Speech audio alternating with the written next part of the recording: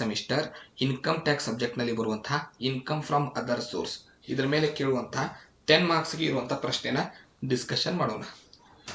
So ಇಲ್ಲಿ ತೊಗೊಂಡಿರುವಂತಹ question ಏನಿದೆ, Shrimati Sumalatha is A member of parliament gives the following particulars. Sumalatha ಅವ್ರದ್ದು ಕೆಳಗಡೆ ಕೊಟ್ಟಿರುವಂಥ ಡೀಟೇಲ್ಸ್ ಮೂಲಕ ನೀವು ಇನ್ಕಮ್ ಫ್ರಮ್ ಅದರ್ ಸೋರ್ಸ್ನ ಕಂಡುಹಿಡಿಬೇಕು. ಲಾಸ್ಟ್ ಲೈನ್ ನೋಡಿ, compute income from sources for the assessment year 24-25. ಒಂದು 10 ಟ್ರಾನ್ಸಾಕ್ಷನ್ ಕೊಟ್ಟಿರ್ತಾರೆ. ಸೊ 10 ಟ್ರಾನ್ಸಾಕ್ಷನ್ ಈಸಿ ಇರುತ್ತೆ. ಇದನ್ನು ಟಚ್ ಮಾಡಿ ಔಟ್ ಮಾರ್ಕ್ಸ್ ಬೀಳುತ್ತೆ. ನೀವು ತಪ್ಪಿದ್ರೂ ಕೂಡ ಇದಕ್ಕೆ ಮಿನಿಮಮ್ 8 ಮಾರ್ಕ್ಸ್ ಹಾಕ್ತಾರೆ. ಮೊದಲಿಗೆ ಹೆಡ್ಡಿಂಗ್ ಹಾಕೊಳ್ಳೋದು. Heading calculation of income from other source. Sub heading ಯಾರ್ದು ಪ್ರಾಬ್ಲಮ್ ಬಿಡಿಸ್ತಾ ಇದ್ದಾರೆ ಅವ್ರ ಹೆಸರು ಹಾಕಬೇಕು, ಆಫ್ ಶ್ರೀಮತಿ ಸುಮಲತಾ. ನೆಕ್ಸ್ಟ್ ನೀವೇನು ಮಾಡ್ಬೇಕಂದ್ರೆ ಫಾರ್ ದ ಅಸೆಸ್ಮೆಂಟ್ ಇಯರ್ ಅಂತ ಬರೆದು ಇಯರ್ನ ಮೆನ್ಷನ್ ಮಾಡಬೇಕು. ನೀವು ಬಿಡಿಸ್ತಿರೋಂಥ ಪ್ರಾಬ್ಲಮ್ 24-25.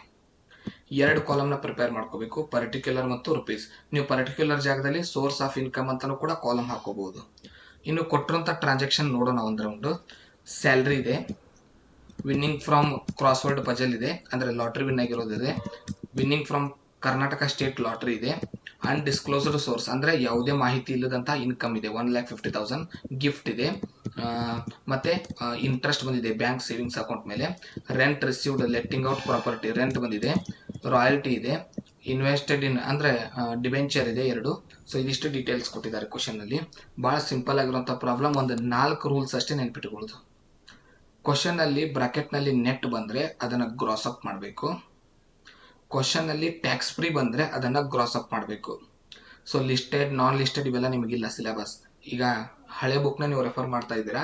ಸೊ ಅದೇ ಅಪ್ಡೇಟೆಡ್ ವರ್ಷನ್ ಬರ್ತಾ ಇದೆ ಹೊಳ್ಳ ನೀವು 15 ಲೈನ್ 20 ಲೈನ್ ಇರುತ್ತೆ ಕ್ವಶನಲ್ಲಿ ಬುಕ್ನಲ್ಲಿ. ಆದರೆ ಕ್ವಶನ್ ಪೇಪರ್ನಲ್ಲಿ ಮಾತ್ರ ಸಿಂಪಲ್ ಆಗಿ 10 ಲೈನ್ ಇರುತ್ತೆ ಕ್ವಶನ್. ಆ 10 ಲೈನಲ್ಲಿ ಏನು ಬರುತ್ತೆ ಅಂದರೆ ಒಂದು ನೆಟ್ ಅಮೌಂಟ್ ಇರುತ್ತೆ, ಅದನ್ನು ನೀವು ಗ್ರಾಸ್ ಅಪ್ ಮಾಡೋದು ಕಲಿಬೇಕು. ಟ್ಯಾಕ್ಸ್ ಫ್ರೀ ಶಬ್ದ ಇದ್ದರೆ ಅದನ್ನು ಗ್ರಾಸ್ ಅಪ್ ಮಾಡಬೇಕು. ಸೊ ಯಾವಾಗ ಕ್ವಶನಲ್ಲಿ ವಿನ್ನಿಂಗ್ ಇರುತ್ತೆ, ಸ್ಟಾರ್ಟಿಂಗ್ ವರ್ಡ್ ಲೈನ್ ನೆಟ್ ಇದ್ದು ವಿನ್ನಿಂಗ್ ಶಬ್ದ ಇರುತ್ತೆ. ಸೊ ವಿನ್ನಿಂಗ್ನ ಗ್ರಾಸ್ ಅಪ್ ಮಾಡೋದು ಹೇಗಂದರೆ 100/70. ಯಾವಾಗ ಕ್ವಶನಲ್ಲಿ ಇಂಟ್ರೆಸ್ಟ್ ಇರುತ್ತೆ, ಸೊ ಇಂಟ್ರೆಸ್ಟ್ ಇದ್ದಾಗ ಅದೇನಾದರೂ ಟ್ಯಾಕ್ಸ್ ಫ್ರೀ ಅಥವಾ ನೆಟ್ ಅನ್ನೋ ಶಬ್ದ ಇದ್ದರೆ ಅದನ್ನು ಗ್ರಾಸ್ ಅಪ್ ಮಾಡಬೇಕು. ಗ್ರಾಸ್ ಅಪ್ ಮಾಡೋದು ಯಾವಾಗ, ನೆಟ್ ಟ್ಯಾಕ್ಸ್ ಫ್ರೀ ಇವೆರಡರಲ್ಲಿ ಒಂದು ಶಬ್ದ ಇದ್ದರೆ ಮಾತ್ರ ನೀವು ಗ್ರಾಸ್ ಅಪ್ ಮಾಡಬೇಕು.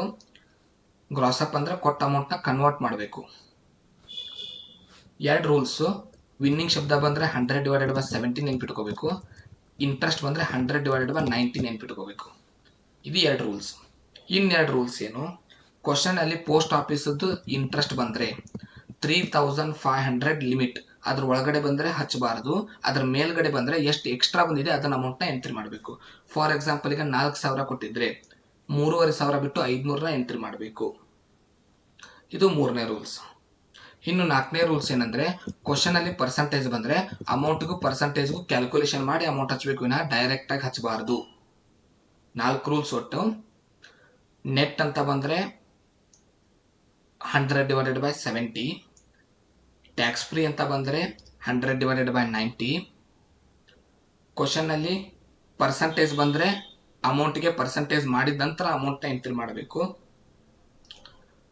ಕ್ವಶನಲ್ಲಿ ಏನಾದರೂ interest on post office bank account ಇತ್ತಂದರೆ 3,500 ಬಿಟ್ಟು ಎಕ್ಸ್ಟ್ರಾ ಅಮೌಂಟ್ನ ಹಚ್ಚಬೇಕು. ಈ 4 ರೂಲ್ಸ್ ಬಿಟ್ಟರೆ ಎಲ್ಲ ರೂಲ್ಸ್ನ ತಲೆಯಿಂದ ತೆಗೆದುಬಿಡಿ, ಯಾವ ಕೂಡ ಸೆಂಟೆನ್ಸ್ ಕ್ವಶನಲ್ಲಿ ಬರೋದಿಲ್ಲ. ಸೊ ಒಂದೊಂದೇ ಎಂಟ್ರಿ ಮಾಡೋಣ. ಫಸ್ಟ್ ಏನಿದೆ, ಈಗ salary received as MP 30,000 per month ಇದೆ.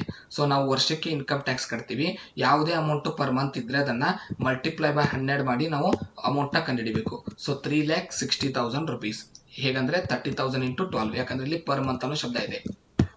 ಸೆಕೆಂಡ್ ಒನ್ ಬರೋಣ, winning from cross word puzzle net. So net ಅನ್ನೋ ಶಬ್ದ ಬಂದರೆ ನಾವು ಗ್ರಾಸ್ ಅಪ್ ಮಾಡಬೇಕು. ಸೊ ಗ್ರಾಸ್ ಅಪ್ ಮಾಡಬೇಕಂದ್ರೆ 100/70 ಮಾಡ್ತೀವಿ. ಅಮೌಂಟ್ಗೆ 100/70 ಮಾಡಿದಾಗ 20,000 rupees. ಥರ್ಡ್ ಸೆಂಟೆನ್ಸ್ ನೋಡಿ, winning from Karnataka state lottery. ಇದು ಕೂಡ ನೆಟ್ ಅಮೌಂಟ್ ಇದೆ, ಇದನ್ನು ಕೂಡ ನಾವು ಗ್ರಾಸ್ ಅಪ್ ಮಾಡಬೇಕು. So winning from Karnataka state lottery 70,000 rupees ಕೊಟ್ಟಿದ್ದಾರೆ. 100/70 ಮಾಡಿದರೆ 1,00,000 rupees ಬರುತ್ತೆ. ಇನ್ನು next, A credit in his passbook undisclosed source. So undisclosed source ಎಷ್ಟು ಅಮೌಂಟ್ ಇದ್ರು ಡೈರೆಕ್ಟಾಗಿ ಹಚ್ತೀವಿ, ಇದಕ್ಕೇನು ಕ್ಯಾಲ್ಕುಲೇಷನ್ ಇಲ್ಲ, ಯಾಕಂದರೆ ಇಲ್ಲಿ ಎಲ್ಲೂ ನೆಟ್ಟು ಏನು ಬಂದಿಲ್ಲ ಶಬ್ದ. So gift from A friend, ಡೈರೆಕ್ಟಾಗಿ ಅಮೌಂಟ್ ಹಚ್ತೀವಿ. Gift from A friend 45,000 rupees. Interest on post office savings bank account. So ಈಗ ಇಂಟ್ರೆಸ್ಟ್ ಬಂದಿದೆ, ರೂಲ್ಸ್ ಅಪ್ಲೈ ಮಾಡಬೇಕು.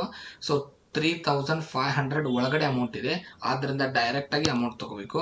ಸೊ ಡೈರೆಕ್ಟಾಗಿ ಅಮೌಂಟ್ ತೊಗೋತೀವಿ, ಸಾರಿ ಅದನ್ನು ಬಿಡ್ತೀವಿ. ಅಂದರೆ 3500 ಒಳಗೆ ಬಂದರೆ ತೊಗೊಳ್ಳೋದಿಲ್ಲ ಅಮೌಂಟ್ನ. 3500 ಮೇಲೆ ಅಮೌಂಟ್ ಬಂದರೆ ಅದನ್ನು ತೊಗೋತೀವಿ. ಇನ್ನು ನೆಕ್ಸ್ಟು ಅದು ಎಕ್ಸಾಮ್ಟ್ ಆಯಿತು. Rent received from letting out building along with the plant and machinery. So rent out ಇದೆ, ಲೆಟ್ ಔಟ್ ಮಾಡಿದ್ರಿಂದ ರೆಂಟ್ ಬಂದಿದೆ 50,000 ರುಪೀಸು. ನೆಕ್ಸ್ಟ್ ಏನಿದೆ, royalty for winning N article in journal 42,000 ಇದೆ. ನೆಕ್ಸ್ಟ್ ಐಟಮ್ ಯಾವುದಿದೆ, invested in 50,000 10% debenture. So percentage ಬಂದಾಗ ಅಮೌಂಟಿಗೆ percentage calculation ಮಾಡಬೇಕು. Investment in debenture ಅಂತ ಬರೆದು 50,000 ಇಂಟು 10% ಮಾಡಿದಾಗ 5,000 ಬರುತ್ತೆ. ಇನ್ನು ಕೊನೆ ವಾಕ್ಯ, interest received 9,000 on tax free debenture. So interest received ಅಂತ ಬರೆದು ಅವ್ರು ಕೊಟ್ಟಿರೋಂಥ ಅಮೌಂಟ್ಗೆ 100/90 ಕ್ರಾಸ್ ಅಪ್ ಮಾಡಿ ಅಮೌಂಟ್ ಮಾಡ್ಕೋಬೇಕು. ನೆಕ್ಸ್ಟು ಎಲ್ಲ ಅಮೌಂಟ್ನ ಟೋಟಲ್ ಮಾಡ್ಕೋಬೇಕು. ಇದೇ ನಿಮ್ಮ ಇನ್ಕಮ್ ಫ್ರಮ್ ಅದರ್ ಸೋರ್ಸ್. ಈ ಟೈಪ್ ಆಗಿ ನಿಮ್ಮ ಕ್ವಶನ್ ಬರುತ್ತೆ. ಒಟ್ಟು 4 ರೂಲ್ಸ್ ನೆನ್ಪಿಟ್ಕೋಬೇಕು. ನೆಟ್ ಬಂದಾಗ 100/70 ಮಾಡಬೇಕು ಅಮೌಂಟ್ಗೆ. ಕ್ವಶನಲ್ಲಿ ಟ್ಯಾಕ್ಸ್ ಫ್ರೀ ಬಂದರೆ 100/90 ಮಾಡಬೇಕು. ಕ್ವಶನಲ್ಲಿ ಅಮೌಂಟ್ಗೆ ಪರ್ಸೆಂಟೇಜ್ ಬಂದರೆ ಅಮೌಂಟ್ ಟು ಪರ್ಸೆಂಟೇಜ್ ಕ್ಯಾಲ್ಕುಲೇಷನ್ ಮಾಡಿ ಔಟರ್ ಕಾಲಮ್ ಹಚ್ಚಬೇಕು. ನೆಕ್ಸ್ಟ್ ಕ್ವಶನಲ್ಲಿ ಪೋಸ್ಟ್ ಆಫೀಸ್ ಬಂದರೆ 3500 ಒಳಗಡೆ ಬಂದರೆ ಎಕ್ಸಾಮ್ಟು, 3500 ಮೇಲೆ ಬಂದರೆ ಅಮೌಂಟ್ ಹಚ್ಚಬೇಕು. ಎಷ್ಟು ಹೆಚ್ಚಿಗೆ ಬಂದಿದೆ 3500ಗಿಂತ ಎಷ್ಟು ಹೆಚ್ಚಿಗೆ ಬಂದಿದೆ ಅಷ್ಟೇ ಅಮೌಂಟ್ ಮಾತ್ರ ನೀವು ಎಂಟ್ರಿ ಮಾಡಬೇಕು. ಸೊ ಇದಿಷ್ಟು ರೂಲ್ಸು. ನೆಕ್ಸ್ಟ್ ವಿಡಿಯೋದಲ್ಲಿ ಸೆಟ್ ಆಫ್